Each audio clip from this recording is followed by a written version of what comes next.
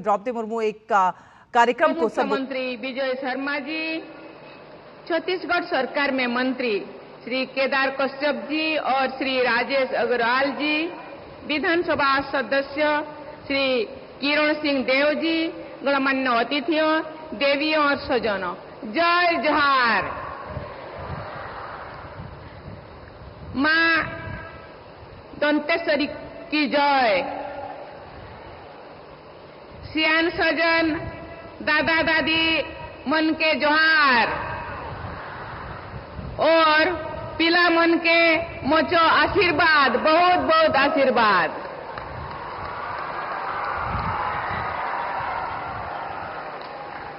बस्तर की समृद्ध जनजातीय संस्कृति और विरासत के संरक्षण एवं संवर्धन से जुड़े बस्तर पंडुम महोत्सव में आप सबके बीच उपस्थित होकर मुझे हार्दिक प्रसन्नता हो रही है। इसीलिए मां दंतेश्वरी देवी के इस पुण्य क्षेत्र में आने का अवसर मिला, इसीलिए दंतेश्वरी देवी को बहुत बहुत नमन करती हूँ और इसको मैं अपना सौभाग्य मानती हूँ। मैं यहाँ के सभी बच्चियों, सभी लोगों को बहुत बहुत धन्यवाद देना चाहती हूँ। यहाँ जब आए मुझे लगा कि 5000 से ज्यादा बच्चियां इतने सुंदर सांस्कृतिक समारोह में हम लोगों को आप्यायित किया, स्वागत किया, इसीलिए उन बच्चियों को बहुत बहुत धन्यवाद देना चाहती हूँ। साथ ही साथ यहाँ जब हम एयरपोर्ट में उतरे, वहां से जब रास्ते पे आ रहे हैं, यहाँ का संस्कृति का झलक, संस्कृति का जो भव्यता मुझे दिखाई दे रहा है। इसलिए छत्तीसगढ़ ये संस्कृति से भरा, संस्कृति से धनी है। इसीलिए यहाँ के लोगों को, यहाँ के परंपरा को मैं नमन करती हूँ। मैं जब भी छत्तीसगढ़ आती हूँ, मुझे लगता है कि मैं अपने घर आई हूँ।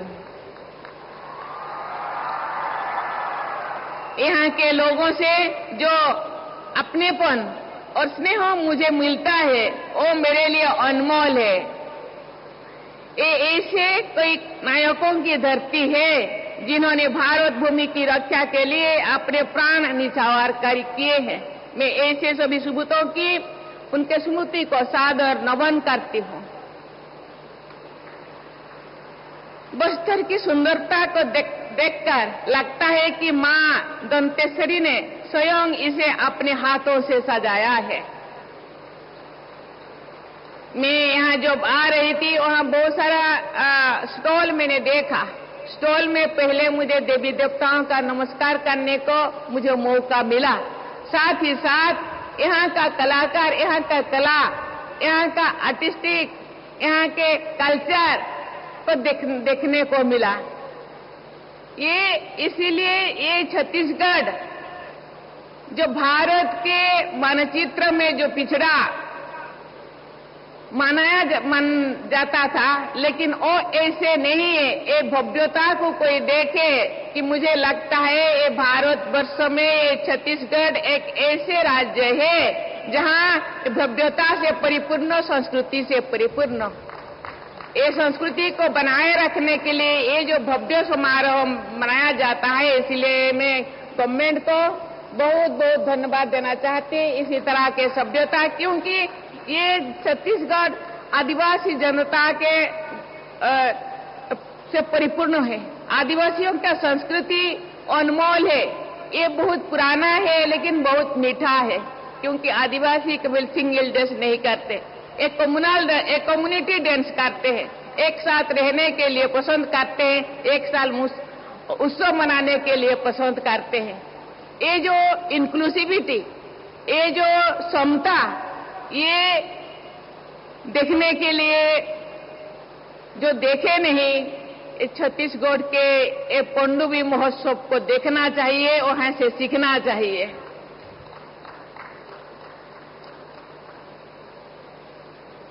मौसम बदलने के साथ प्रकृति मानो करवट लेती है और यहाँ के लोग उत्सव मनाते हैं। जब इस उर्वर धरती में किसान बीज छिड़कते हैं, तो ये पंडुब होता है, जो आम का मौसम आता है तो ये पंडुब होता है। बस्तर के लोग जीवन को उत्सव के रूप में जीते हैं। जीवन जीने का ये तरीका सभी देशवासी बस्तर के निवासियों से सीख सकते हैं। पिछले वर्ष आयोजित बस्तर पंडुम के माध्यम से बस्तर की जनजातीय संस्कृति की झलक देश भर के लोगों ने देखा है। मुझे बताया गया है कि इस वर्ष के पंडुम में 50,000 से अधिक लोगों द्वारा जनजातीय संस्कृति तथा जीवन शैली से जुड़े अनेक प्रदर्शन किए जाएंगे। इसका झलक तो मैं आते ही देख लिया। बस्तर की जनजातीय संस्कृति से देशवासियों को अवगत कराने के इस महत्वपूर्ण प्रयास के लिए मैं छत्तीसगढ़ सरकार की बहुत बहुत सराहना करती हूं। बस्तर क्षेत्र में एक आकर्षक पर्यटन स्थल बनने की प्रचुर क्षमता है। यहाँ के उत्साही लोग और उनकी प्राचीन संस्कृति, प्राकृतिक सुंदरता, जल प्रपात और गुफाएं पर्यटकों को आकर्षित करने में सक्षम है। बेहतर सुविधाएं उपलब्ध होने से पर्यटक यहां आना जरूर पसंद करेंगे।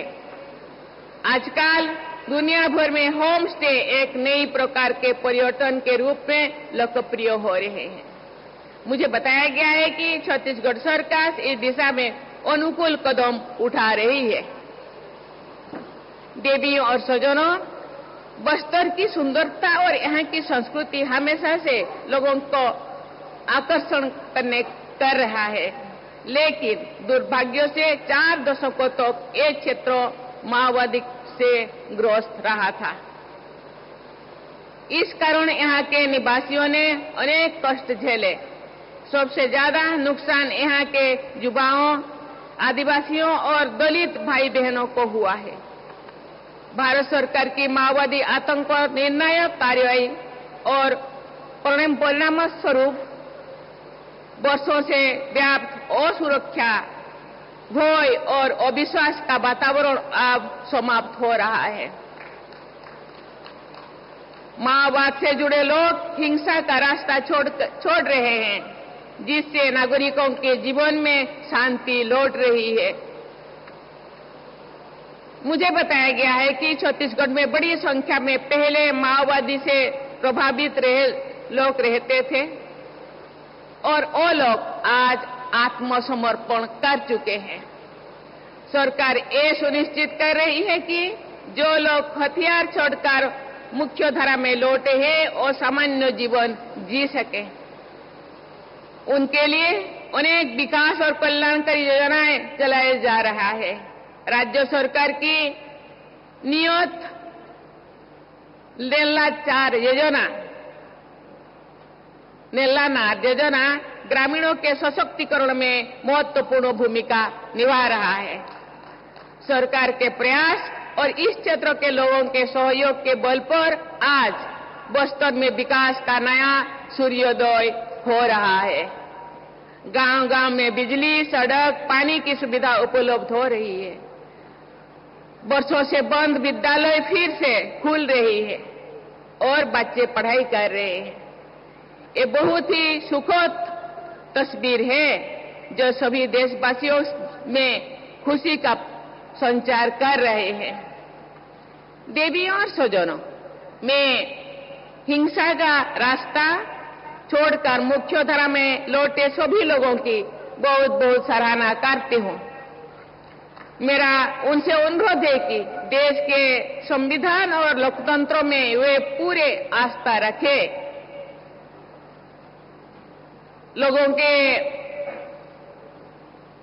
जो लोग बरगला रहे हैं उन लोगों को विश्वास ना करें, संविधान के ऊपर आस्था रखें। बस आपको इस व्यवस्था में विश्वास रखते हुए मेहनतवान लोगों से आगे बढ़ना है।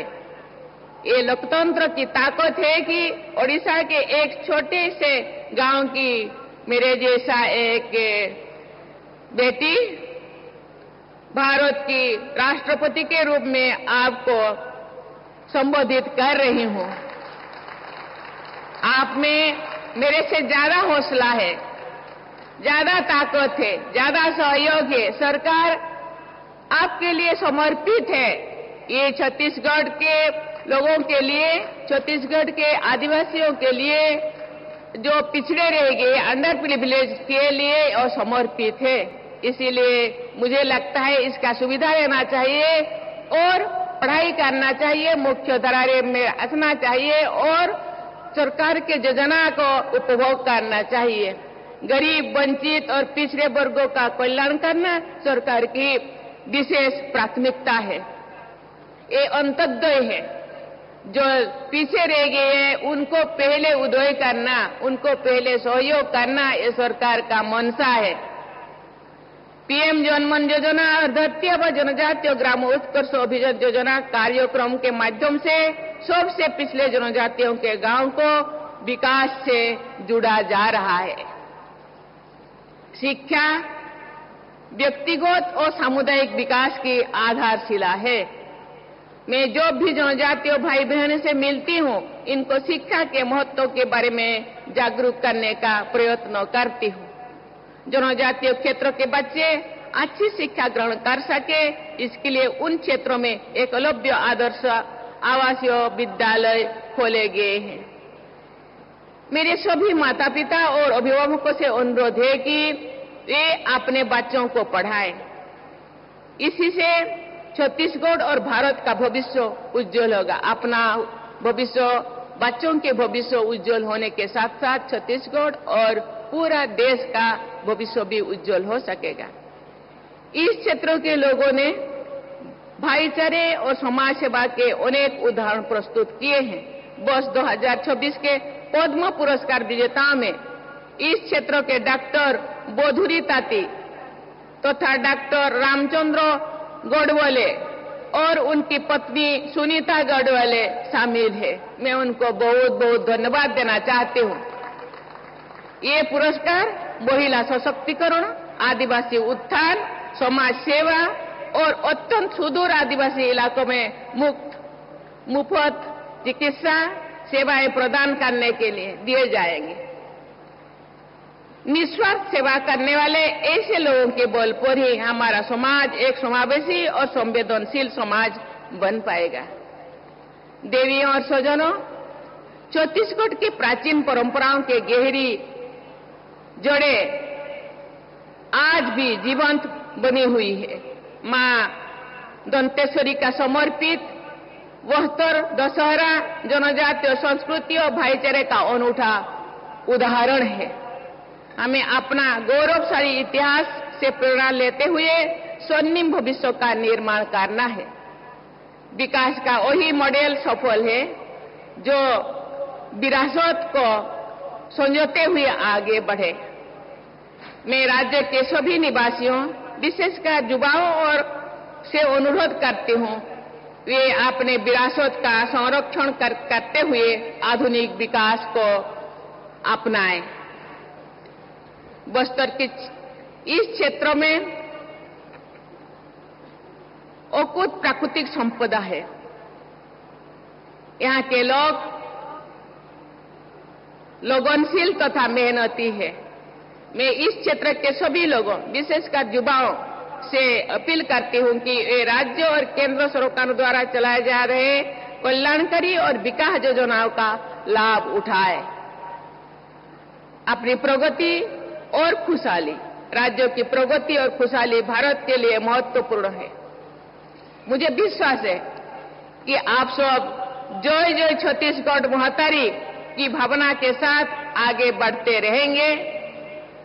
इससे भारत माता का गौरव बढ़ेगा। मेरी प्रार्थना है कि मां दंतेश्वरी की असीम कृपा सभी देशवासियों पर बनी रहे, सभी राज्यवासियों पर बनी रहे और आपका भविष्य उज्जवल रहे। धन्यवाद। जय हिंद, जय भारत। छत्तीसगढ़िया, छत्तीसगढ़िया, छत्तीसगढ़िया। जय छत्तीसगढ़।